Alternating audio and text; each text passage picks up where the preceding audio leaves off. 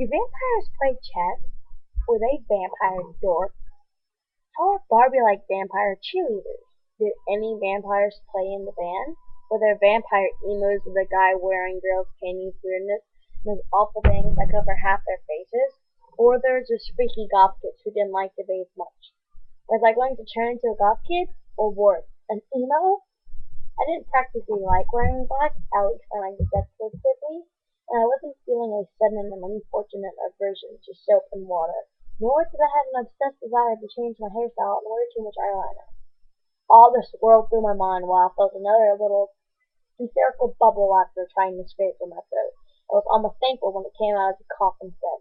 "Zoe, are you okay?" Taylor's voice sounded too high, like someone was pinching her and she'd taken another step away from me. I sighed and felt my first sliver of anger. It wasn't like I asked for this. Kay and I had been best friends since third grade, and now she was looking at me like I turned into a monster. "Kayla, it's just me, the same me. I was 2 seconds ago and 2 hours and 2 days ago." I made a frustrated gesture toward my throbbing head. "This doesn't change who I am." Kay's eyes teared up again, but thankfully her cell phone started singing Madonna's Material Girl. Automatically, she glanced at the caller ID. I could tell by her rabbit in the headlights expression that I was her boyfriend, Jared. "Go on," I said in a flat, tired voice. "Ride home with him." Her look of relief was like a slap in my face. "Call me later?" She threw over her shoulder as she beat a hasty retreat out the side door. I watched her rush across the east lawn to the parking lot. I could see that she had her cell phone smashed to her ear and was talking in animated little bursts to Jared. I'm sure she was already telling him I was turning into a monster. The problem, of course, was that turning into a monster was the brighter of my two choices. Choice number one, turn into a vampire, which equals a monster in just about any human one. Choice number two, my body rejects the change and I die. Forever. The good news is I wouldn't have to take the geometry test tomorrow. The bad news was that I have to move into the House of Night, a private boarding school in Tulsa's Midtown, known by all my friends as the Vampire Finishing School, where I would spend the next 4 years going through the bizarre and unnameable physical changes, as well as going through total and permanent life shakeup. And that's only if the whole process didn't kill me. Great. I didn't know what to do either. I just wanted to attempt to be normal, despite the burden of my mega-concert parents, my troll-like younger brother, and my oh-so-perfect older sister. I wanted to pass geometry.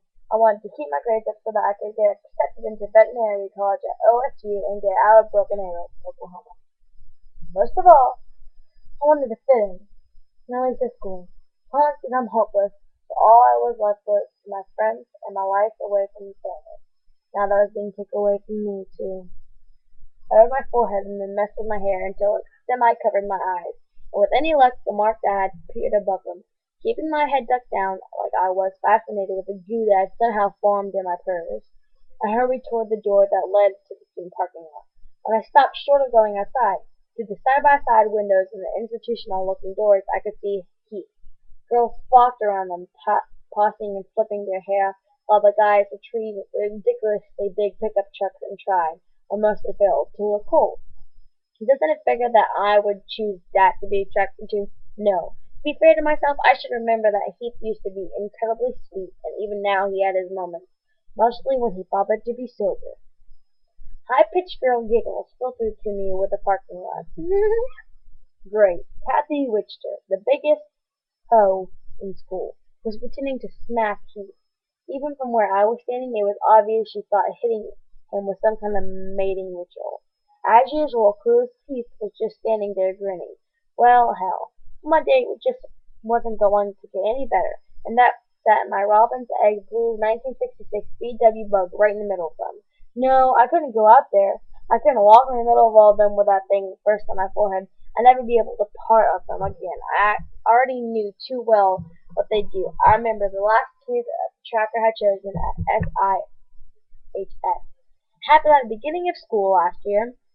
The tracker had come before school started and had targeted the kid as he was walking to his first salad.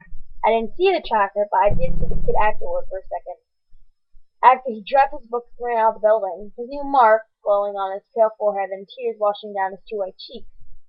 I never forgot how crowded the halls had been that morning, and how everyone had backed away from him like that he had betrayed as he rushed to escape out the front doors of the school. I had been one of those kids who had backed out of his way and stared, even though I felt really sorry for him. I just hadn't wanted to be labeled as one of those girls who friends with those freaks. Sort of ironic now, isn't it? Instead of going to my car, I headed for the nearest restroom, which was thankfully empty. There were 3 stalls, yes, a double stacked each for 3 feet. On one wall were 2 sinks, over which hung 2 medium-sized mirrors. Across from the sinks, the opposite wall was covered with a huge mirror that had a ledge for holding brushes and makeup and whatnot. I put my purse and my geometry book on the ledge, took a deep breath, and in one motion lifted my head and brushed back my hair. It was like staring into the face of a familiar stranger. You know that person you see in the crowd and swear you know, but you don't really know? Well, she was me, a familiar stranger. She had my eyes.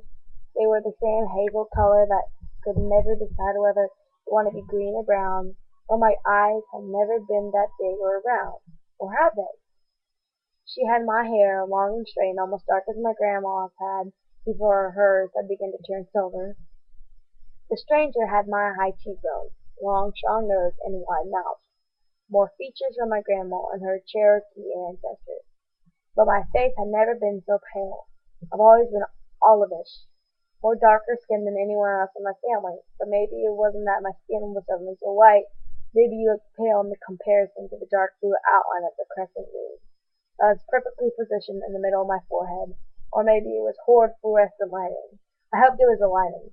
Instead of the exotic-looking tattoo, mixed with my strong Cherokee features, it seemed to brand me with a mark of wildness, as if it belonged to ancient times when the world was bigger, more barbaric. From this day on my life would never be the same, and for a moment, just an instant, I forgot about the horror of not being longing and felt shocking bursts of pleasure, while deep inside of me the blood of my grandma's people rejoiced. End of chapter 1.